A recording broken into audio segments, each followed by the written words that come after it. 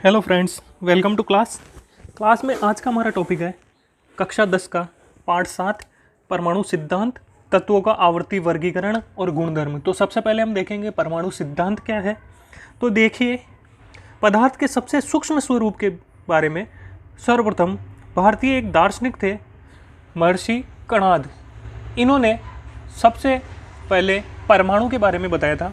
इन्होंने बताया था कि पदार्थ को छोटे छोटे टुकड़ों में लगातार विभाजित कर दे तो लास्ट में सूक्ष्मतम कण प्राप्त होते हैं, इन्हें ही परमाणु का। और उन्होंने बताया कि इन्हें और अधिक विभाजित करना संभव नहीं है। एक और भारतीय दार्शनिक पकुधा काव्यायम,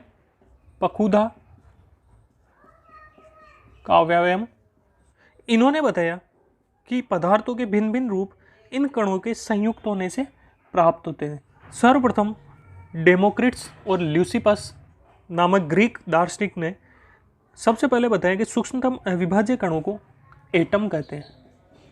यानी एटम शब्द सर्वप्रथम डेमोक्रिट्स और ल्यूसिपस ने दिया। यह शब्द ग्रीक भाषा के एटोमियो से लिया हुआ है। एटोमियो, इसका अर्थ होता है ना काटे जाने वाला या अविभाज्य। ये एटम शब्द डेमोक्रिट्स और ल्यूसिपस ने दिया है, जो ग्रीक दार्शनिक है, और ये शब्द एटोमियो से लिया है, जो ग्रीक शब्द है। इसका अर्थ होता है अविभाज्य या जिसे और अधिक नहीं काटा जा सकता है। इसके बाद सबसे पहले परमाणु के बारे में महत्वपूर्ण सिद्धांत दिया डाल्टन ने। तो हम जॉन डाल्टन का परमाणु सिद्धांत देखेंगे। डाल्टन ने, जो कि ब्रिटिश स्कूल अध्यापक थे, इन्होंने 1806 में परमाणु की व्याख्या की। ये जो परमाणु सिद्धांत है, ये रासायनिक संयोजन, द्रव्यमान संरक्षण और निश्चित अनुपात के नियमों पर आधारित है। ये जो परमाणु सिद्धांत है वो रासायनिक संयोजन, द्रव्यमान संरक्षण और निश्चित अनुपात के नियमों पर आधारित है। इसके निम्न बिंदु है, यह आपको कंठस्थ होना चाहिए, क्योंकि एग्जाम के दृष्टिकोण से ये प्रश्न बहुत महत्वपूर्ण है कि जॉन डाल्टन का परमाणु सिद्धांत क्या है या परमाणु सिद्धांत के मुख्य बिंदु क्या है। तो देखिए, सबसे पहले प्रत्येक पदार्थ जो है छोटे छोटे कणों से मिलकर बनता है, जिसे परमाणु कहते हैं। ये फर्स्ट पॉइंट है कि सभी पदार्थ छोटे छोटे कणों से मिलकर बनते हैं, उन्हें परमाणु कहते हैं। दूसरा पॉइंट है परमाणु अविभाज्य होते हैं, यानी परमाणु को विभाजित नहीं किया जा सकता, अभी बताया था मैंने आपको। तीसरा पॉइंट, एक ही तत्व के सभी परमाणु समान, यानी भार, आकार और रासायनिक गुणों में समान होते हैं। एक ही तत्व के सभी परमाणु भार, आकार और रासायनिक गुणों में समान होते हैं। चौथा पॉइंट है भिन्न भिन्न तत्वों के परमाणु भार, आकार और रासायनिक गुणों में भिन्न भिन्न होते हैं। सिंपल सी चीज़ है, एक ही तत्व के परमाणु है तो वो समान होंगे, और भिन्न भिन्न तत्व के परमाणु है तो अलग अलग होंगे। अलग अलग तत्वों के परमाणु हमेशा छोटी छोटी पूर्ण संख्याओं के सरल अनुपात में संयोग करके यौगिक बनाते हैं। और लास्ट पॉइंट है कि रासायनिक अभिक्रियाओं में परमाणु केवल पुनर्व्यवस्थित होते हैं। इन्हें रासायनिक अभिक्रिया के द्वारा न तो बनाया जा सकता है, न ही नष्ट किया जा सकता है। जैसे हमने ऊर्जा संरक्षण का नियम देखा था कि ऊर्जा को न तो उत्पन्न किया जा सकता है, न ही नष्ट किया जा सकता है, उसी टाइप से परमाणु को केवल पुनर्व्यवस्थित किया जा सकता है। इन्हें रासायनिक अभिक्रिया के द्वारा न तो बनाया जा सकता है, न ही नष्ट किया जा सकता है। तो हम देखेंगे इसके बाद थॉमसन का परमाणु मॉडल। परमाणु में इलेक्ट्रॉन और प्रोटॉन की व्यवस्था को समझने के लिए परमाणु मॉडल दिया था 1898 में जे थॉमसन ने। 1898 में जे थॉमसन ने परमाणु मॉडल दिया था। इनके अनुसार परमाणु जो है 10⁻⁻10 मीटर का एक धनावेशित गोला होता है। इसमें समान मात्रा में ऋणावेशित इलेक्ट्रॉन वितरित होते हैं। यानी 10⁻10 मीटर का एक धनावेशित गोला है परमाणु, उसमें समान मात्रा में इलेक्ट्रॉन व्यवस्थित है या इलेक्ट्रॉन वितरित होते हैं। इस मॉडल को प्लम पुडिंग मॉडल भी कहते हैं। प्लम पुडिंग मॉडल भी कहते हैं, या इसे तरबूज मॉडल भी कहते हैं। तरबूज मॉडल क्यों कहते हैं अभी बताता हूँ मैं आपको। थॉमसन का परमाणु मॉडल भी पूछ सकते हैं, प्लम पुडिंग मॉडल नाम से भी पूछा जा सकता है, और तरबूज मॉडल नाम से भी पूछा जा सकता है। तो प्लम पुडिंग क्यों कहते हैं? ये एक प्रकार की मिठाई है, ये एक क्रिसमस केक है। यहाँ धनावेश को पुडिंग की तरह माना गया है, यानी जो धनावेश भाग है वो पुडिंग की तरह है। इसमें इलेक्ट्रॉन प्लम की तरह लगे हुए होते हैं। इसी प्रकार हम बूंदी के लड्डू या तरबूज मॉडल से भी समझ सकते हैं कि तरबूज का जो लाल भाग है वो लाल भाग धनावेश है, बीच में जो इलेक्ट्रॉन व्यवस्थित है वो बीज की तरह है। इस मॉडल से उन्होंने बताया कि परमाणु में धनावेश और ऋणावेश की मात्रा समान होती है और ये विद्युतीय उदासीन होता है। इस टाइप से देख ले,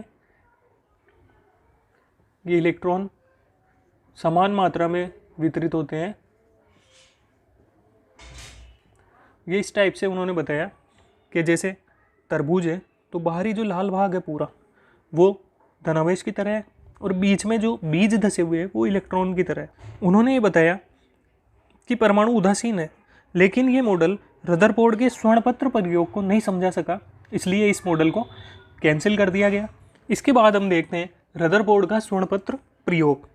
देखिए, अर्नेस्ट रदरफोर्ड उनके शिष्यों ने 1911 में सोने की पतली झिल्ली पर एल्फा कणों की बमबारी की।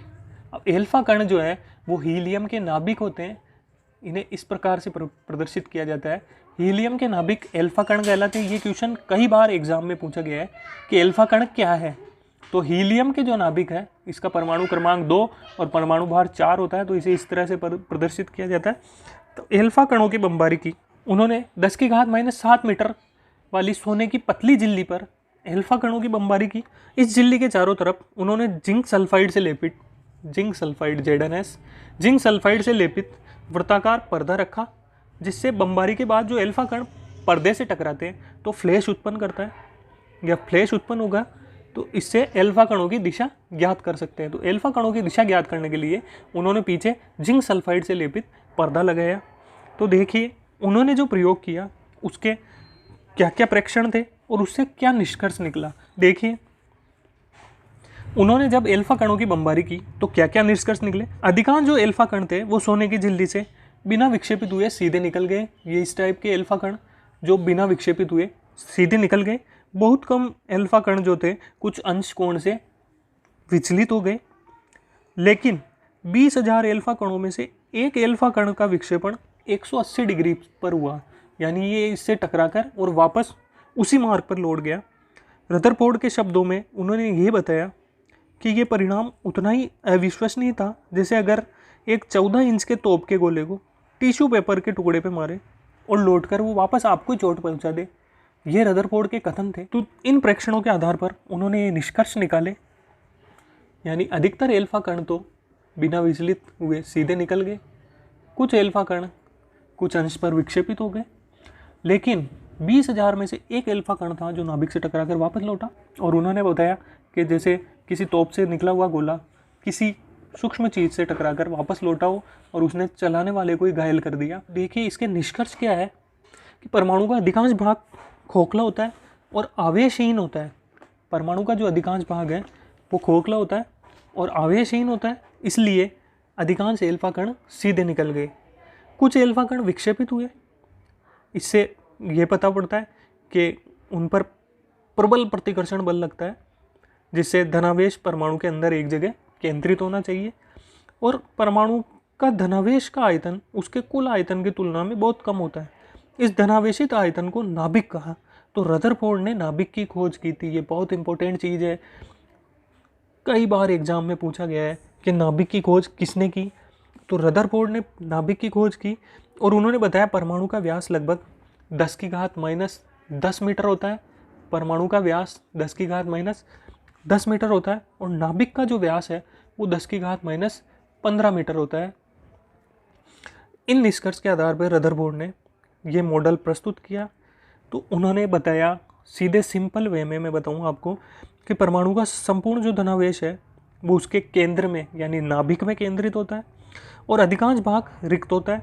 उसके चारों ओर इलेक्ट्रॉन तेज़ी से घूमते हैं और इन वृत्ताकार पथ को कक्षा कहते हैं।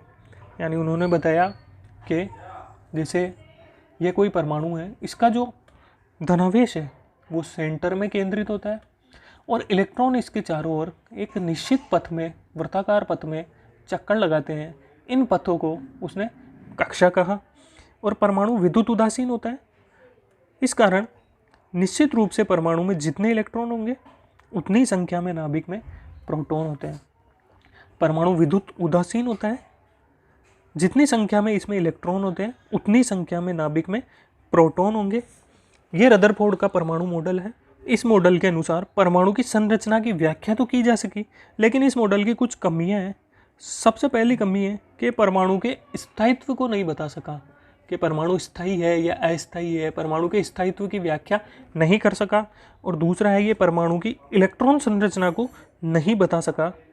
मैक्सवेल ने बताया कि वृत्ताकार पथ में घूमता हुआ इलेक्ट्रॉन लगातार अपनी ऊर्जा उत्सर्जित करेगा और उसकी ऊर्जा कम होती जाएगी, जिससे वो नाभिक में गिर जाना चाहिए, लेकिन ऐसा नहीं होता है। तो ये परमाणु के स्पेक्ट्रम और कक्षा में इलेक्ट्रॉन की संख्या और व्यवस्था के बारे में ये परमाणु सिद्धांत नहीं बता सका। ये रदरफोर्ड के मॉडल की कमियां थी। इसके बाद नील्स बोर ने परिकल्पना दी है इसे समझाने के लिए। इसके बाद हम देखते हैं नील्स बोर की परिकल्पना। तो 1913 में नील्स बोर ने हाइड्रोजन परमाणु की संरचना और उसके स्पेक्ट्रम को समझाने के लिए हाइड्रोजन परमाणु की संरचना और उसके स्पेक्ट्रम को समझाने के लिए एक मॉडल बनाया। इस मॉडल को समझाने के लिए उन्होंने क्वांटम सिद्धांतों का उपयोग किया। और यह मॉडल क्या कहता है, देखिए। सबसे पहला, बोर के अनुसार परमाणु के केंद्र में नाभिक होता है जिसमें धनावेशित कण प्रोटॉन उपस्थित होते हैं। ये फर्स्ट पॉइंट है कि परमाणु के केंद्र में नाभिक होता है और उसमें प्रोटॉन उपस्थित होते हैं। ये चीज़ मैंने अभी पहले बता दी, रदरफोर्ड ने भी बता दी थी कि यहाँ केंद्र में जो नाभिक है उसमें प्रोटॉन उपस्थित है। और इलेक्ट्रॉन नाभिक के चारों ओर निश्चित त्रिज्या और ऊर्जा वाले पथ में गति करते हैं। ये निश्चित ऊर्जा वाले पथ कक्षा, कोश या ऊर्जा स्तर कहलाते हैं। ये कक्षाएं नाभिक के चारों ओर व्यवस्थित होती हैं। इन्हें एन से प्रदर्शित करते हैं और इनका मान पूर्णांक में होता है। इन्हें के, एल, एम, एन इनसे प्रदर्शित किया जाता है। जैसे ये कोई परमाणु है, इसका सेंटर भाग नाभिक है, ये प्रथम कक्षा हो गई, ये द्वितीय कक्षा हो गई। इस टाइप से इन्हें प्रदर्शित किया गया है। एन का मान बढ़ने के साथ कक्षा नाभिक से दूर होती जाएगी और उनकी एनर्जी बढ़ती जाएगी। यानी जैसे जैसे एन का मान बढ़ेगा तो कक्षाएं नाभिक से दूर होगी और उनकी एनर्जी बढ़ती जाती है।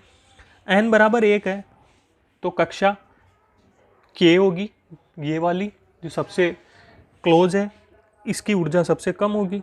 एन बराबर 2 है तो एल कक्षा होगी, 3 है तो एम होगी, 4 है तो एन होगी और उसकी एनर्जी सबसे ज़्यादा होगी। इन कक्षाओं में इलेक्ट्रॉन का कोणीय संवेग जो है NH/2π या इसका गुणज होता है। और H का अर्थ है यहाँ प्लांक स्थिरांक। प्लांक नाम के एक साइंटिस्ट थे, उनके नाम से। m जो है इलेक्ट्रॉन का द्रव्यमान होता है। इलेक्ट्रॉन का द्रव्यमान है यहाँ m। v इलेक्ट्रॉन का वेग है, इलेक्ट्रॉन का वेग है v। और r जो है वो त्रिज्या है, कक्षा की त्रिज्या है r।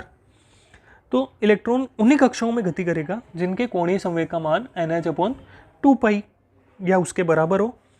बोर के अनुसार एक निश्चित कक्षा में चक्कर लगाने वाले इलेक्ट्रॉन की ऊर्जा में कोई परिवर्तन नहीं होता। जैसे मैक्सवेल ने बताया था कि धीरे धीरे वो ऊर्जा विकिरित करेगा और नाभिक में गिर जाएगा, यानी परमाणु अस्थायी होना चाहिए। लेकिन बोर ने बताया कि वो निश्चित कक्षाओं में घूमता है तो उसकी एनर्जी में कोई लॉस नहीं होता है।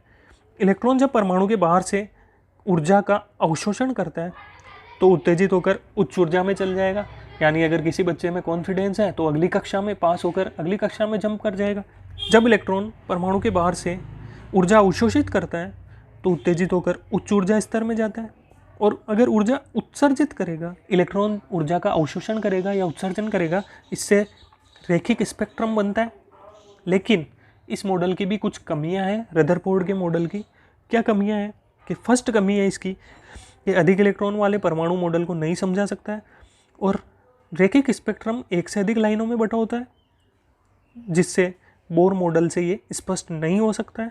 और परमाणु के द्वारा रासायनिक बंध बना के अणु बनने की प्रक्रिया को इसके द्वारा नहीं समझाया जा सका।